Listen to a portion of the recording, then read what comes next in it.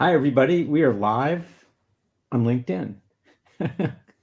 It's Phil Rubin from Gray Space Matters and my good friend and former partner from our dialogue, Matt Garrett.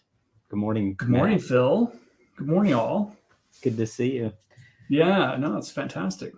A nice sunny day in Denver. It is. It is. It's the calm before the storm, literally. So it's nice. It's gonna be 70 degrees here, and then it's gonna drop. Typical fall here in Colorado. It's gonna drop 35 degrees overnight. So Awesome. yes. It's a lovely day in DC, but no sun. But it is going to be warm.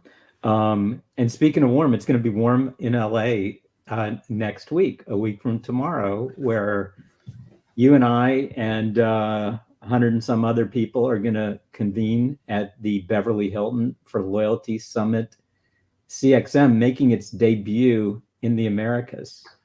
Wow.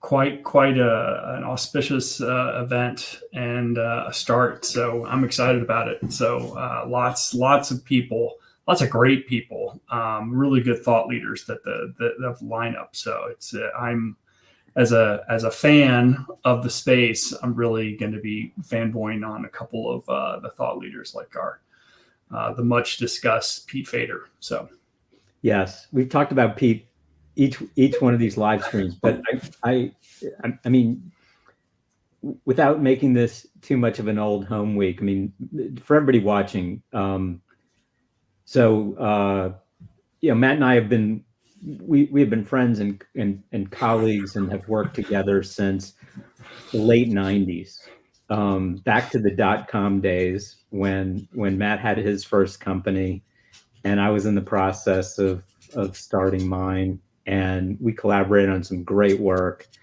And I don't want to say the rest is history because there's a lot more to come, but we had some really great opportunities to work with some great people, some great global brands, do some great work, built a great team.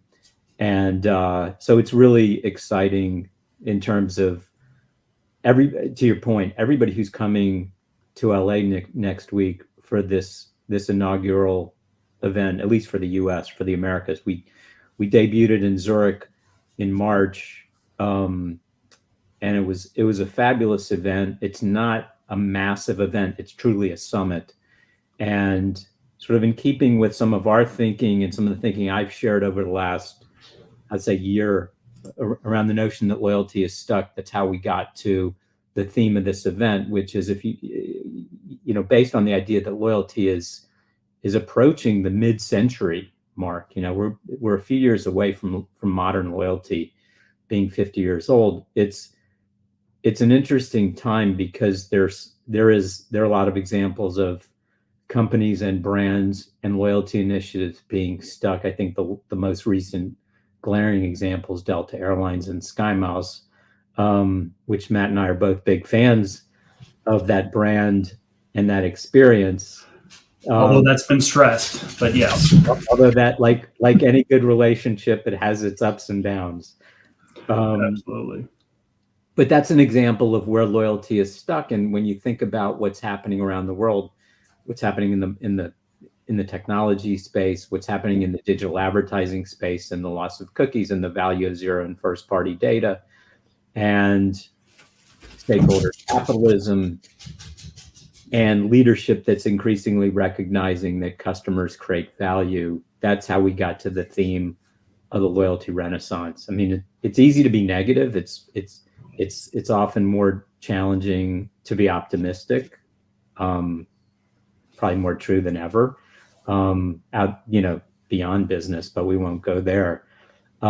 But what's interesting on that, Phil, is just I think what's happening is because of the maturity of loyalty, and this is what's great. I just we have these weekly conversations where we'll talk about, hey, we just need 5 minutes, and then an hour later we're still discussing the philosophical aspects of challenges, and not only just loyalty but the broader marketing. But what's interesting is the maturity of loyalty as it's hitting this age and tenure. What's happening is that it's no longer just being led by the brands. It's actually truly being led by the customer. The customer has its own definition of what they call loyalty and what their expectations are. And I think that's what's going to be interesting next week, is just to hear the different perspectives of one, what brands are saying that they're hearing from their customers and how they're reacting, or on the other side of it, the brands are saying, hey, here's how we think we're going to guide and use loyalty as a mechanism to build, what I call the asset of the customer. I mean, that I think there's now a top of mind understanding in many brands that a customer relationship is not just about a relationship. It is actually about building a valuable business asset. It ties back to kind of the Delta perspective that you shared. I mean, Delta is one that I know we both agree on. I mean, they get it. They showed their cards, in the last iteration of Sky Miles before the recent misstep. But this idea of saying, hey, actually, every customer has a quantifiable business value to us, and we're going to place that value. We're going to understand that value, and then we're going to align against how we're going to treat those customers based on their values, regardless of what impact that would have on a PR basis. They're really getting to understand that, which I think it's really important to recognize that early on. Well, and they not only recognize that and put a value around that, to your point, they listened to that as they walked back some of the changes and made some real modifications, and word on the street is there's more to come. Yeah. But going back to quantifying the value, I mean, that's really the kickoff to these 2 days with Pete Fader, with Len Laguno, who was on a previous live stream, with Joe Ryan from Goldman Sachs. And they're really going to focus on what's the business value, the enterprise value, the financial value that's unlocked from customers in different forms and form factors. And the work that Pete and Dan McCarthy do at Theta, and where that leads to in terms of some of the deals that Joe's worked on at Goldman Sachs go directly and indirectly to that value. And I mean, when we think about just going back to Delta Airlines, for example, for a minute, what we get. Anthony, welcome. Hey guys, good morning. Sorry, yeah, I've had some technical issues. That's all right. We brought you right in, and we're just talking about this first the first track of the event. And let me pause for a minute. Anthony is with Kognitiv, and he's in charge of product and strategy at Kognitiv. He's going to be with us in LA along with his colleague Jisun Hahn, who couldn't make it today. So Anthony, welcome. Thanks for having me, Phil. Hey, Matt. Yeah, you bet. Hey, Anthony. Hey, good to see you. Good to see you.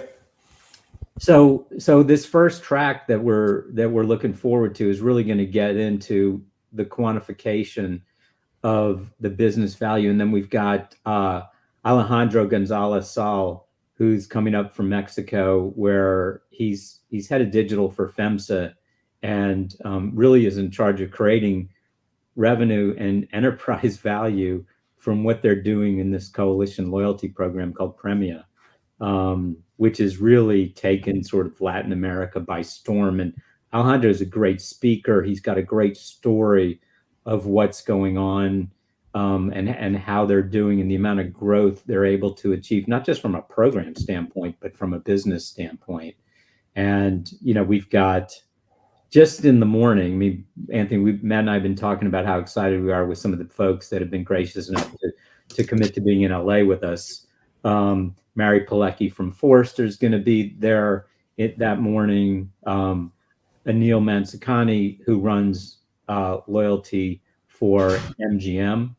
Obviously, gaming has written a lot of new playbooks and scripts, especially when you think about an enterprise sort of centered around customers and customer value. I mean, I don't think there's any industry that does customer value better than the casinos, just because they're fundamentally in the business of extracting that value as their business model. So they ought to be pretty good at that. And then Doug Glazer from Fanatics, which is, speaking of fans and fandom, Matt, I mean, what what Fanatics has done in a reasonably short period of time. Michael Rubin, their CEO, no relation to me directly, but they've quietly built a business with an enterprise value north of $30 billion. Yeah, it's crazy. Yeah, they're just such a great example. I mean, they talk about embracing and expressing individual passions. I mean, what they're doing is great. I think it's one of those nice models that across all kinds of sectors they play into. They've done a good job of recognizing exactly where they can take their value proposition, extend it across all kinds of tribes, if you will. Tribes, continents, sports, teams, leagues, franchises. It is pretty amazing. So yeah, it's going to be great to have Doug there. And of course, Doug's background is, he came out of Nordstrom and Amazon. So he's got some great perspectives and stories to tell. And then we go from the financial piece to the brand piece. And this is where you're going to be jumping in, Matt. We've got Ted Silverman from Mattel, obviously coming off the heels of Barbie. I was thinking that was my phone. That wasn't my phone. Sorry. That's the beauty of live. No, that happened to me the other day, and so all good. But the whole. I mean, I'll let me say one thing, then I'll let you two weigh in. The role of the brand has always been under leveraged in loyalty, especially when there's a program. When there's not a program, brand trumps all, right? Think Apple, for example, or Peloton, brands like that. But the brand is where the emotional connect really comes from. We're talking, Anthony, we're talking about Delta and SkyMall and some of the changes. The reason we all reacted and react the way we did is because we have this loyalty to that brand, and it's emotional, right? We're not loyal to SkyMiles. We're loyal to Delta. We feel like Delta has our back. They're loyal to us. They make these changes the calculus, adds tension to the relationship.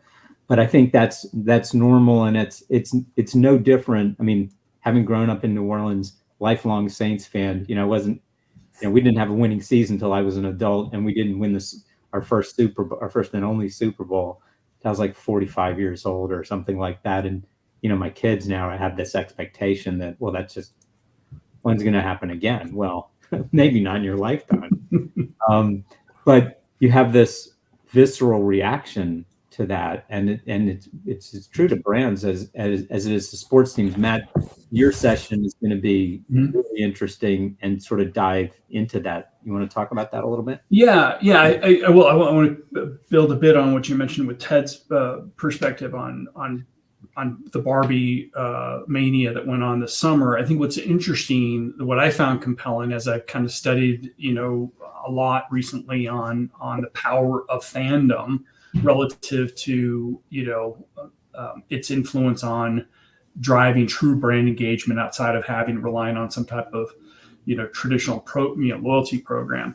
They look at Barbie, over $1 billion in box office revenue alone, which is fantastic, right, for them. But what's interesting is that it'll be interesting to hear what Ted has to say about how the all rising all tides, because around that you've also seen all these other brand payoffs, whether that brand has been, AMC and the impact on their performance, or things like the rise of Birkenstock as an output of that, which I again wasn't really necessarily aware of, but the parallels of how that effort around Mattel and Barbie then also brought all these other associated brands up with it, I think has been great. And again, the biggest driver of that is fandom vis-a-vis, Barbie. And you've seen that in other things, the big things here in the States about the first round of Taylor Swift's concert series, Eras, where it's now over $5 billion. Queen Bee, Beyonce, and her tour now over $4 billion of revenue. And then along with that, right, it's not just, ticket sales. It's all of the momentum around the influence of what those tours have on their economic value. And that at the core of it is this emotional connection that people have, not necessarily with the performer or the movie. It's that the brand. It's the Taylor Swift, it's the Beyonce brand that pulls everybody in. So we're going to be talking a lot about the power of the brands to drive fandom. And so on the panel, I've got some great friends and associates that I've gotten to know over the years, from our time at Nike and Activision and Whole Foods and Warner Brothers. And then we're going to have another guest join us from Backcountry to talk about what she has been doing, Ashley, what she's been doing at Backcountry, and then Athleta beforehand. So it's going to be really fun to talk about kind of dynamic, experience-led types of brands and what they're doing to promote and drive day-to-day loyalty, but really build the foundation of brand fans. So it should be a good conversation. Yeah, I mean, it just makes me think of the word Swiftie, right? Like Swifties is a new, is going to be a new word in the Oxford Dictionary this year for sure, right? Yeah. I have a few of them in my house. Yep, ditto. Same. It's really unbelievable. So we'll talk about the brands, and then obviously technology plays a big role. Data and technology plays such a big role. And I know from our time together in Zurich, Anthony, you guys are really working hard to innovate and enable so many of these, not just loyalty programs, but really how are these experiences enabled and scalable in a way that is truly data and insights driven? I mean, it's sad that we still have to sort of get excited about that, because it should be de rigueur now after so many years, but it's not. Yeah. But you guys are doing your part. Yeah, it is kind of sad that we're still talking about it, because I feel like we've been talking about it for 20 years, right? We've been data driven for 20 years. We've been customer centric for 20 years. When the reality is most brands, unfortunately, aren't quite there yet. When we talk about loyalty, generally people automatically go to the loyalty program, as opposed to loyalty being the outcome of a customer because they have a strong association with a brand. And I think, Phil, I think you've talked about it before. Loyalty to a brand has never been on the back of a loyalty program, right? The brand is great, whether it's Apple or whether it's Barbie or whether it's Taylor Swift. It's great because there's something unique about that brand that creates an emotional connection with the user, the consumer. It provides them with some value that's above and beyond anything that they're getting anywhere else. And so it always frustrates me, when people think, oh, well, we can solve our loyalty problem by redesigning the program.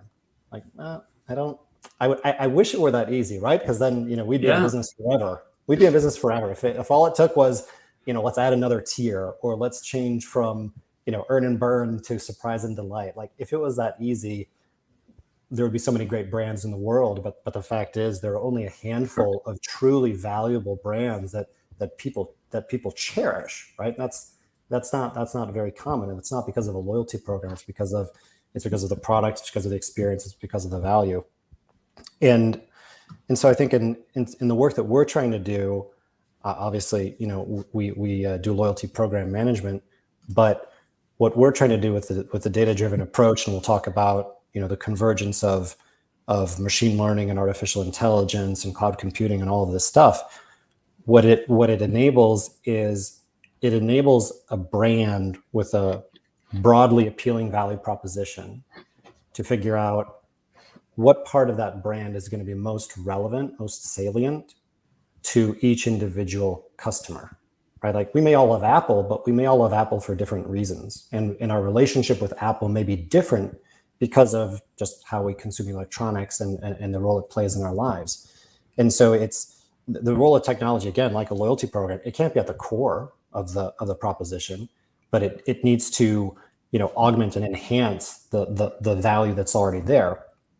And so that's one of the things that we're focused on. But The byproduct of that, I think, is also incredibly important in the sense that if you take this, data-driven, machine-driven approach, what it allows marketers to do is it allows them to focus on the higher value tasks that lead to brand loyalty ultimately, right? We don't build brand loyalty by building campaigns and selecting audiences and saying, oh, I think they should get creative A versus creative B, right? So much of marketers' work is kind of tied up in that. And there's a role there, but what they really should be focusing on is what is the essence of my brand? Where am I bringing value to a customer? What's different about my brand versus this other brand, so that it can grow and be cherished? And I think that's, when you start thinking of the downstream effects of the impact that technology can has, it's really in helping marketers get back to marketing strategy and the strategy that leads to loyalty at the end of the day. So we're, obviously very biased, but very excited about what we're building, given our take and all of the experience that we have. We look forward to talking about it next week. Yeah, one brand that we didn't talk about that's going to be there is, and this goes back to sort of day one, in the morning, a woman named Claudia Infante, who is chief data officer at Margaritaville.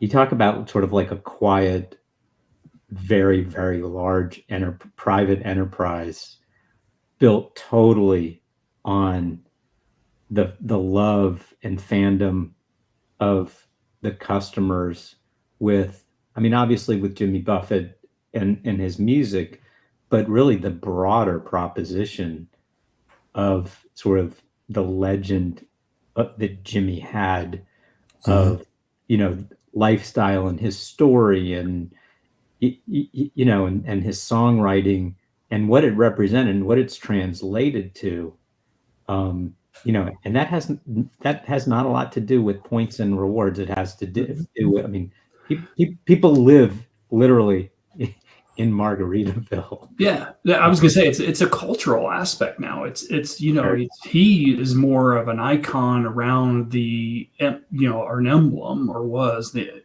kind of magnified the emblem of a lifestyle pursuit that he happened to recognize and build on that everybody else now. And that's why I think it's going to be interesting to have that conversation, because I think it's important, is whether it's technology or data or the execution of campaigns around that, right? It's how we're enabling the brands to actually have authentic outreach at all touch points, Anthony, right? All touch points where the customer intersects with the brand.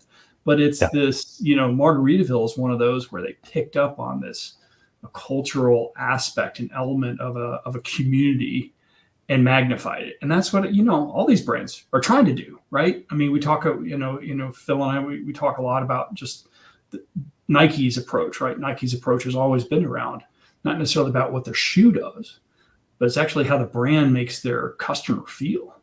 And I think, and then they do that well at most intersection or interaction points. And I think that's, I think there's a lot of that, all those elements tied together that if we spend the whole 2 days in LA next week, I think you'll see that, right? And I think it's going to be exciting discussions.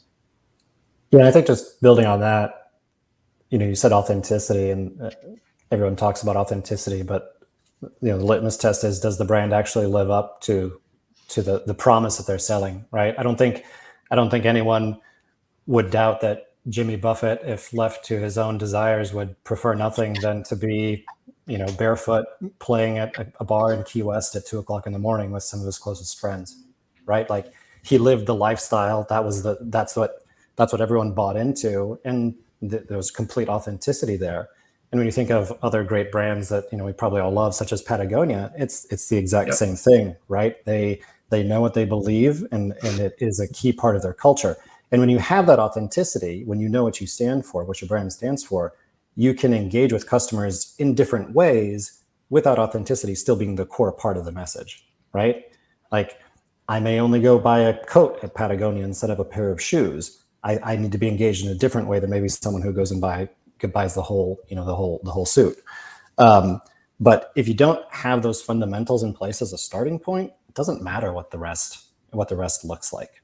And again, probably not the right thing for me to say, given that I'm just focused on the tech side.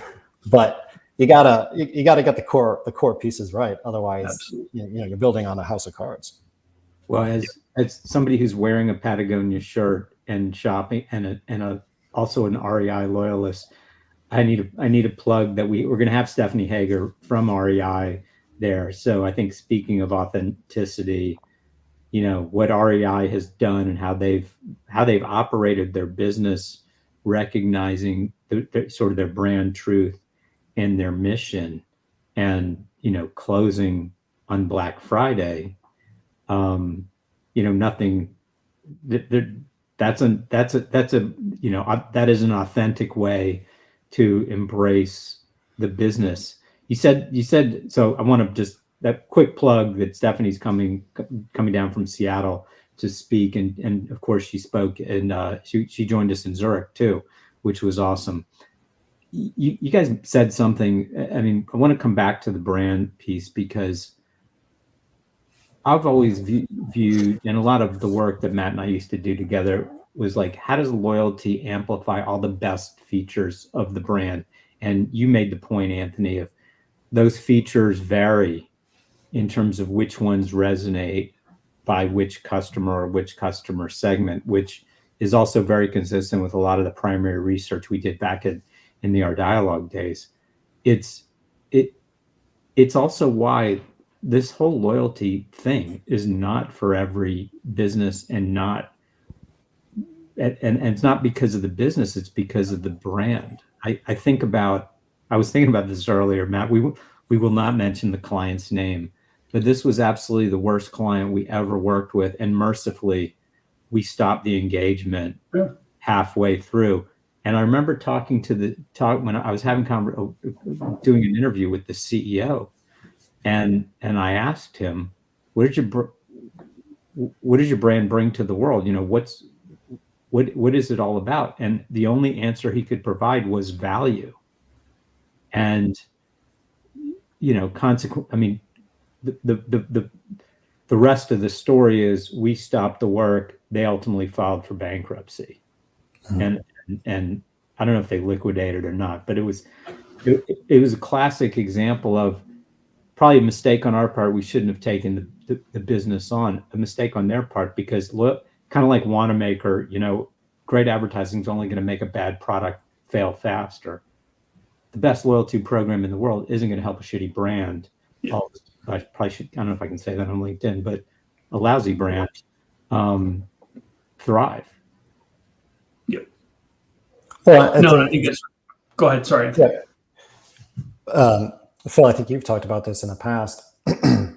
Value means different things to different people, right? Like, value to, a decent part of the population is discounts, right? Like, I feel, I get value when I pay less than full price. But there are a lot of people who derive value in different ways. It could be convenience, it could be recognition, it could be association with a mission. So I don't know if I don't think it's the value part that's necessarily wrong, unless it's one dimensional, value as in I'm cheaper than the other guy. Like, that's no one's going to wake up, and buy a cheaper product. Like, if I go on Amazon, I see 10,000 versions of something with 2 stars that's cheaper than something with 5 stars. I'll happily pay 5 times the price for a brand that I can recognize and trust. Yeah. But to your point, there are probably some verticals where that's going to work, some categories where that's going to work, but you don't try and drive loyalty with a brand like that. No. Yeah, it goes back to what other things we've talked about. The brands that truly embrace loyalty as part of their ethos are the ones that rarely will they need to constantly adjust their program. The ones that are absent that brand ethos are the ones who are constantly looking for the next gimmick, because they don't have anything more than what you just said, Phil. They just have value, and they're like, okay, well, we've got a set of customers who are just connected on what's the next promo we're going to throw out, what's the next price drop we're going to drop out. Those aren't solid brand relationships. Those aren't loyal relationships relative to how far can you flex that brand customer relationship, which ultimately is what loyalty enables, is when times when you do need to flex it and stretch that. Are the customers going to stay with you? Those that don't have more than just a singular transaction oriented, component are the ones that suffer when they try to engage in true loyalty. Very much. And I mean, what's the definition of loyalty? It's being willing to pay a premium. I mean, absolutely. Nobody's getting discounted tickets to Taylor Swift. Nope. On that note, our time is up and we're being yanked from the stage, but you guys, thanks for joining today. I'll look forward to seeing you a week from tomorrow in Los Angeles. Anybody watching, there's still registration opportunities available. Reach out if you watch this and you want to come. Reach out. We'll hook you up. We'll get you there. We'd love to have you. So, Matt, Anthony, great to see you guys. See you next. Thanks, Phil. Thanks, Anthony. See you guys next week. All right. Bye guys.